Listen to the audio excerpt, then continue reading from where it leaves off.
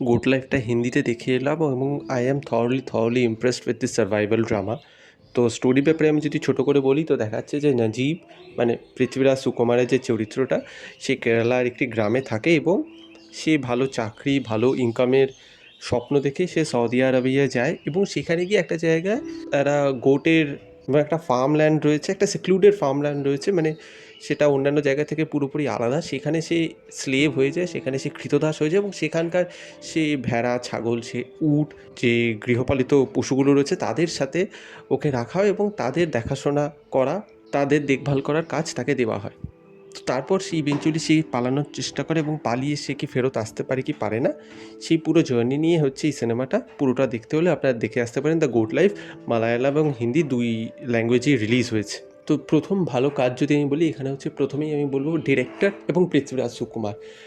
যখনই এরকম কোনো একটা স্টোরি অ্যাডাপ্ট করা হয় না, যেটার একটা রিটেন মেটেরিয়াল রয়েছে, যেটা প্রচণ্ড বেশি ওয়েল অ্যাপ্রিসিয়েটেড, তো সেটার খানিকটাও লস্ট ইন ট্রান্সলেশন হয়ে যায়। কিছু কিছু লোক ইমপ্রেসড হয় না, কিন্তু এখানে যারা গল্পটা পড়েওছে তারাও থরলি ইমপ্রেসড হবে। আমার কাছে পড়া ছিল এবং আমার তো খুবই ভালো লেগেছে এবং আমার খুব একটা মনে হয়নি যে লস্ট ইন ট্রান্সলেশন খুব একটা বেশি কিছু হয়েছে। হ্যাঁ, কিছু কিছু আমি বলবো সিন কেটে দেওয়া হয়েছে যেটা বইতে রয়েছে সেই ইনসিডেন্টগুলো নিয়ে, এবং সেটা আমি মেনেও নিতে পারি, কিন্তু যেই মেন ইনসিডেন্সেসগুলো রয়েছে সেগুলোকে খুব ভালোভাবে কভার করেছে ব্লেসি। এবং পৃথ্বীরাজ সুকুমার অসাধারণ একটা পারফরমেন্স দিয়েছে। ফিজিক্যালি ট্রান্সফর্ম করা হোক সেটাও সে করেছে, বা ইমোশনালি যে ভালনারেবল স্টেট, যে ব্রেকডাউনটা রয়েছে, যে স্ট্রাগলটা রয়েছে, সেটাও সে খুব ভালোভাবে ডিপিক্ট করতে পেরেছে। এখানে আমি স্পেশালি মেনশন করতে চাই সিনেমাটোগ্রাফি এবং সাউন্ড ডিজাইনকে। এখানে কিছু কিছু ওয়াইড শর্টস রয়েছে যেটা পুরো এই যে মরুভূমিটা রয়েছে সেটাকে কভার করছে এবং সেটা যেভাবে ভাস্টভাবে দেখাচ্ছে এবং যেভাবে মানুষকে মানে পৃথ্বীরাজ সুকুমারের যে চরিত্রটা রয়েছে সেটার একাকীর্ত বোঝাচ্ছে, সেটা তো দুর্ধর্ষভাবে ক্যাপচার করছে। এবং এআর রহমানের যে ব্যাকগ্রাউন্ড স্কোরটা রয়েছে মানে পুরো আলাদা লেভেলে চলে যায়। আমার এখনও মনে রয়েছে কিছু কিছু শর্টস রয়েছে, প্রথমে দেখাচ্ছে যখন নাজিব মানে যে পৃথ্বীরাজ সুকুমারের যে চরিত্রটা, সে যখন কেরালায় ছিল সেখানে তার কিছু স্মৃতি রয়েছে, একটা জলাশয়ে সে তার বউয়ের সাথে সময় কাটিয়েছে সেটা হোক, বা জল নিয়ে সে যেভাবে ছিল, সেখান থেকে ইন্টারকাট হয়ে কখনো প্রথমে মরুভূমিটা দেখাচ্ছে, তারপর জলে দেখাচ্ছে, বা জলের সিন থেকে মরুভূমির সিনে শ্যুট হচ্ছে, ফ্লিপ হচ্ছে। তো সেইখানটা যেভাবে ব্যালেন্স করেছে সেটাও অসাধারণ।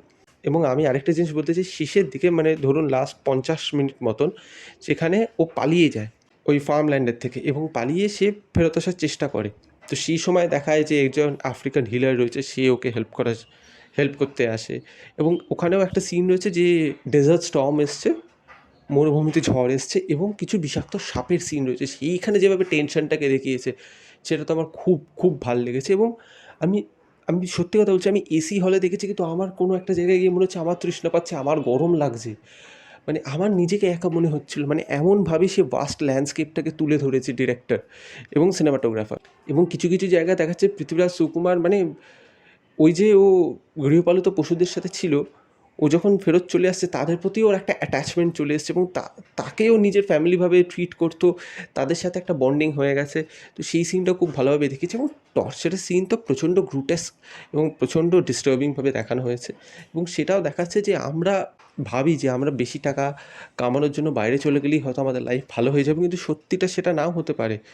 যেটা আমরা দেখি সেটা রিয়ালিটি নাও হতে পারে। সোশ্যাল মিডিয়ার রিয়ালিটি আর অ্যাকচুয়াল লাইফ রিয়ালিটি যেরকম আলাদা, এটাও ওরকম আলাদা। তো আমি তো থরলি এঙ্গেজড ছিলাম এবং থরলি এনজয় করেছি। এবং আমি সত্যি কথা বলবো, যারা ড্রামা এবং সার্ভাইভাল ড্রামা পছন্দ করে তারা যান, নিশ্চয়ই দেখুন। হ্যাঁ, এখানে এরকম থ্রিলিং এলিমেন্ট 3 ঘন্টার সিনেমা এবং মেজর পার্টেই ওরকম কোনো হ্যাপেনিং মোমেন্টস খুব একটা পাবেন না, শেষের দিকে এরকম প্রচুর পাবেন।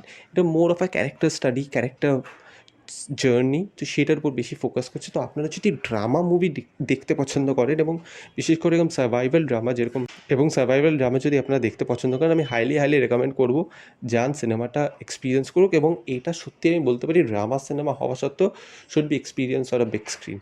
তো আমি হাইলি রেকমেন্ড করবো যান, দেখে আসুন দ্য গোটস লাইফ। দেখা হচ্ছে পরের ভিডিওতে। Thank you, by.